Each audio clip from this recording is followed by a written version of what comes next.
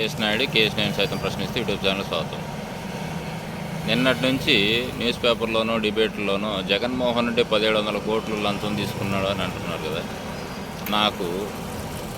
నేను ఒక అమాయకుడిని అనుకొని ఒక సాధారణమైనటువంటి నిషాని అనుకొని ఒక ప్రశ్న వేస్తాను. జనరల్గా లంచాలు ఎందుకు ఇస్తారు?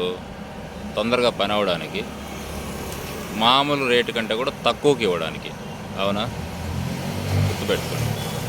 లేదనుకుంటే ఇటు సైడు ఎక్కువ దొబ్బేయడానికి, మామూలుగా 2 రూపాయలకు వస్తుంది అనుకో, అన్నా మీకు ఒక 10 కోట్లు డబ్బులు ఇస్తాను, దాన్ని 4 రూపాయలకి చేయండి, 2 రూపాయలు నాకు అనే విధంగా ఒక కమిట్మెంట్కి వస్తుంది. సరే, ఎందుకు చెప్తున్నా అంటే ఇదంతా జగన్మోహన్ రెడ్డి ఈ పవర్ విషయంలో అగ్రిమెంట్ ₹2.49 ₹2.59 యూనిట్కి అగ్రిమెంట్ చేసుకున్నాడు. సో దానికి 1700 చిల్లర కోట్లు లంచం ఇస్తే, అదే చంద్రబాబు నాయుడు గారు 4 రూపాయల చిల్లరకి అగ్రిమెంట్ చేసుకున్నాడు. అంటే అప్పుడు ఇచ్చినట్ట ఈయనట్ట? జనరల్గా రాష్ట్రానికి ఆదాయం ఎప్పుడు వస్తుంది? ఎక్కువ ఖర్చుని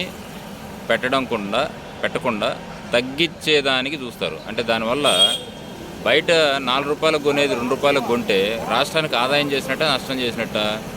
అంటే తక్కువ కొంటే లంచం ఇచ్చినట్టు, మరి ఎక్కువ కొంటే లంచం ఇవ్వనట్ట? నాకు అర్థం కావట్లేదబ్బా. దీనికి ఆన్సర్ చేయండి, చూద్దాం.